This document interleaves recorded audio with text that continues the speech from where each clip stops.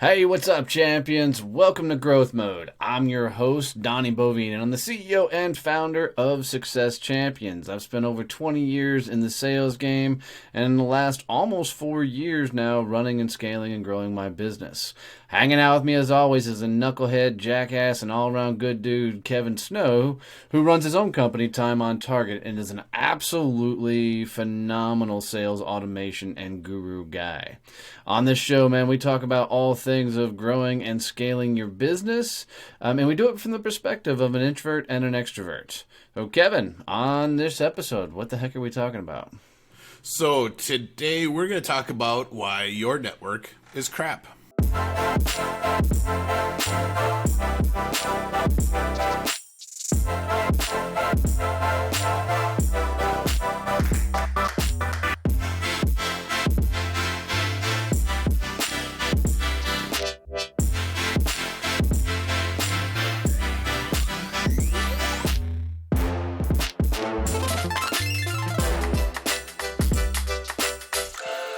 Love it, love it, love it. So I know a ton of people who spend an exorbitant amount of time building their network. They're at, all the networking events. They're going out and meeting all these people. They're collecting business cards, and they have this huge network, but it actually doesn't produce anything. So I really want to talk about why a huge network doesn't necessarily mean a great network. Yeah, for sure. I think everybody goes through that. I think as you start figuring out networking, as you start, getting into sales and you're looking for ways to grow your business, I think initially everybody gets to that spot where they're like, I'm going to be everywhere. I'm going to go everywhere. I'm going to know everybody, because you don't know any better. But at some point in your business, you need to grow the fuck up and realize that being the person that's everywhere, everybody knows you're broke. Everybody knows that you're not doing any business because you got too much time on your hands to actually be everywhere. You never want to be known as the networker. You want to be known as the person to go to because you can introduce everybody to the right people. But to be known as a networker gets you into a lot of trouble, because that just means you're broke because you're networking with all the wrong people. Do you agree? Yeah. Yes, I think you want to be known as a good networker, not as the networker or a networker. I think part of the problem also is that people don't understand that the real networking happens after that initial meeting. Just because you've gotten the business card or you've shook hands at an event doesn't mean they're necessarily in your network or that anything's going to come from it. It's everything that happens after that is what actually causes your network to get stronger and to be successful. Yeah, no, I love that. And everybody should know that the business happens in the coffee meetings, the virtual coffees, the get-togethers, all of that type of stuff. But a lot of people are so gun shy about doing the things they need to do even at those events to get to a coffee, virtual coffee, whatever else, because they're just out socializing and convincing themselves that they're actually doing some sort of business development. They're going to enough events to see the same people so they can feel okay about going to the events. It's a lot easier when you can look across the room and go, oh, hey, Kevin, good to see you again. And then you spend the next freaking 2 hours talking to that one person. Yep. When you're actively supposed to be out, meeting and talking to other people. But that's your comfort zone, as far as really getting to know people. Go ahead. That whole being visible thing is important, but it's not being, I don't think it's necessary that you need to be visible to everyone. You need to be visible to your key networking partners. Yeah. And you need to have that, like we tell our members in the chapters, if you aren't at your meeting, they're going to forget about you. You have to stay top of mind with your network and keep working that network for it to become successful. Well, and I think it's you have to be selective as well as where you're networking, where you're going. I mean, if you're seeing the same 10, 15 people in every room you're going towards, then you're hanging out with broke-minded people. Because those same 15 people are broke. They're not growing their business, but they're showing up in all the rooms together. You need to Mm-hmm. go find yourself in new rooms with people that are actively expanding their network.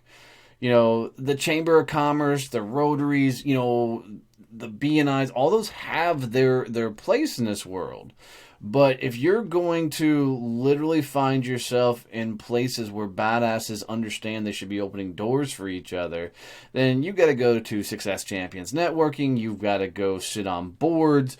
You've got to go, be a part of the community, work with nonprofits. I mean, you've got to get out of the box and quit doing just the traditional thing. And you've got to get very selective with who you put in that inner circle, because most people's network sucks because it's filled full of a bunch of weak-minded people that don't know how to go sell. So they're only showing up at these events because that's their only way of getting new business.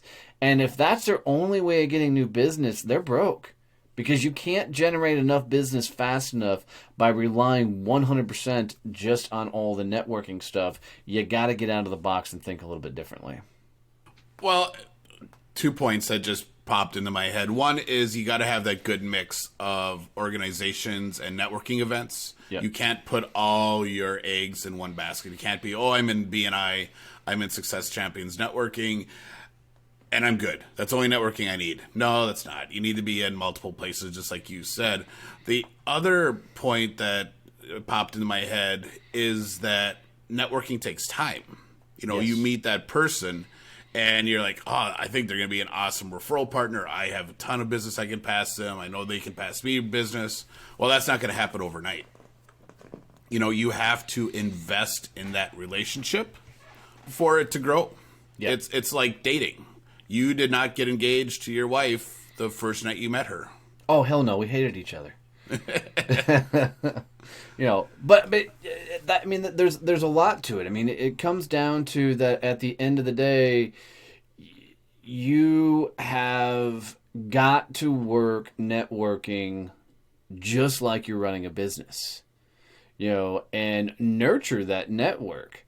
And you also got to clean house. I mean, because there's people that you don't need in your network.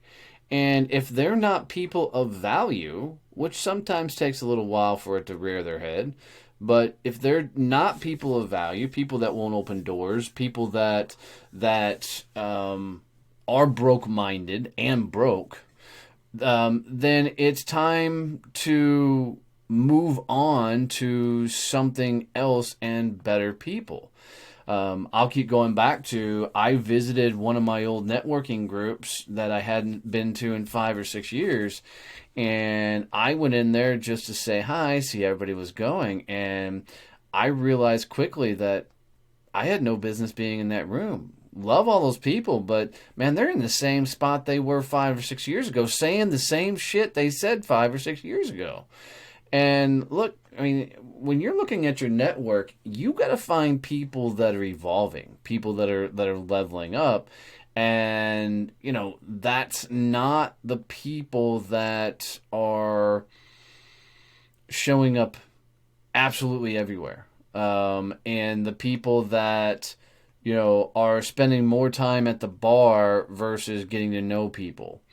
Because I know me, dude, when I first got into networking, you walk in a room, you head straight to the bar, order cocktails, you get some liquid courage, and then you start, talking to just enough people until you find the party people. And then once you find the party people, now it turns into an after hours, and you're not getting home till 11 or 12 at night, and no business happened. I was definitely that guy.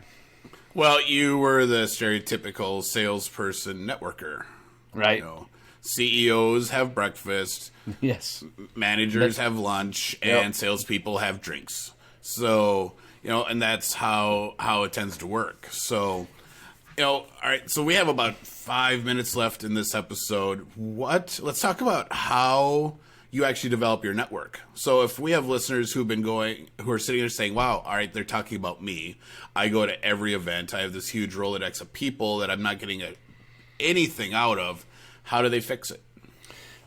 First and foremost, trim the fat. And instead of being everybody to everybody, and first, the surefire way to know that you're doing too much and not of the right things is when somebody looks at you and says, "Dude, I see you everywhere," right? So that's a good indicator you're showing up in the wrong places. So what you absolutely have to start doing is going, okay, who is actively outside of the events and things I'm going to talking about different rooms and places that I haven't been to? And then start getting close to those people, buy them lunch, take them out to coffee, and start getting invited into, the more private rooms that a limited number of people will get into. For me to know if a room is worth my time is if I walk in and there's multi-level marketing, direct marketing, pyramid companies, whatever the fuck you want to call them, that room's not worth my time 99% of the time, because you're filled full of people that have not evolved enough to grow a legitimate business. And I know I'm going to catch hell for that one. It'll be fine. But the idea is, it goes back to when I realized that my sales game had to go bigger than where I currently was. I had to go and find myself in rooms with people who could say yes. And I think when you evaluate a room, when you evaluate what you're doing, if you're in rooms where people can't say yes, you're going to find yourself in a lot of trouble. So find the rooms where people can say yes. Find the people that can get you into those rooms, and start running networking like an actual business, and not as an excuse to make me feel okay because I suck at sales. Yeah, would you agree? I completely agree. You got to start getting in the right rooms so you're filling your network with the right people. But then you got to take time to actually develop that relationship, and you need to have deeper conversations than the standard let's go grab coffee and chat that happens a lot of times with networking. You need to get to the point where you're actually discussing and strategizing on how you open doors for each other. Yeah, I mean, it's simply like looking at somebody going, hey, you know what? We'll go have coffee. I'm totally down to do that, but let's do this before we do that. Why don't you jump on my LinkedIn? I'll jump on yours, and we'll go through and make a list of people we'd like to introduce each other to. If you're up for that, I'm totally into doing that coffee. If you're not, then let's have the conversation now that we'd have there. Yep. Yo. Yeah. So I think also for me, I do when I do the virtual coffees, and if you want to learn how to do a really great virtual coffee, you can listen to episode 16. I'm really focused on the long-term ability for each of us to keep referring. So it's not necessarily just, all right, so who can we refer each other today, but how do we promote each other? How do we get into each other's sales process so that we're a natural conversation that we're having with our clients? And how do we do that? Because it's awesome if, we can get together once a month and you and I sit down and say, all right, so here's who we're going to introduce each other to. But if we can get to the point where we're talking about each other with our clients naturally, that becomes a long-term self-fulfilling, partnership. Yeah, absolutely. And I was just thinking through, of my old networking, how many people I still talk to, and it's a very small number. And once again, nothing against people that I used to do all the networking with, but very few of them, are hitting that second and third gear. And I get excited when some of these guys and gals that I've kept close to me reach out, because it's fun to see what they're doing with their lives, and they're evolving, and they're buying companies, and they're doing more and more stuff. And I think to get to that level of conversation with people to where you're proactively talking about clients and who you're going after, it's you have to get around the people that are as aggressively going after life as you are. And I think that's a huge indicator, because if they legitimately have their own book of business, there should be at some point where you guys have bonded so well, you're like, hey, I know you're talking to XYZ company, or looking at each other and going, dude, here's the 3 new clients I closed last week. Do you need to meet any of these? And I think a lot of it comes down to your own mental mindset, that if you're not willing to introduce your best clients to the people you're networking with, it's the wrong people to network with. Yep. Because you don't respect them, you don't trust them, you don't whatever. And I think that's a good way to evaluate what you're doing, is to look around that room and go, could I introduce them to my number one client? And if you don't have a number one client, that's a whole nother episode for another day. But really, it comes down to, you've got to level up your own game so that you can get yourself into the right rooms, the right conversations, the right people, and evolve into that. So to summarize kind of everything we walk through, one, it comes down to, you've got to be the badass.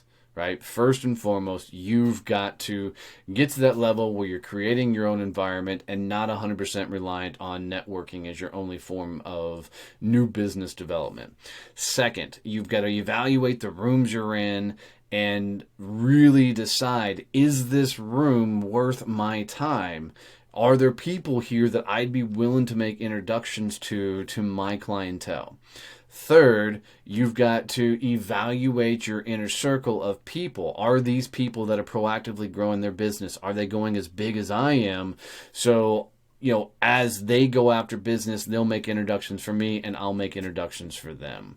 And I think if you really narrow it down to those 3 badass things, you're going to find yourself in some amazing spots and proactively be able to grow some badass business. So as always, guys, if you got any value out of this, do us a favor and subscribe to the show, and teach somebody else how to subscribe or follow the show. It means absolutely everything to us. We'll catch you next time. See ya.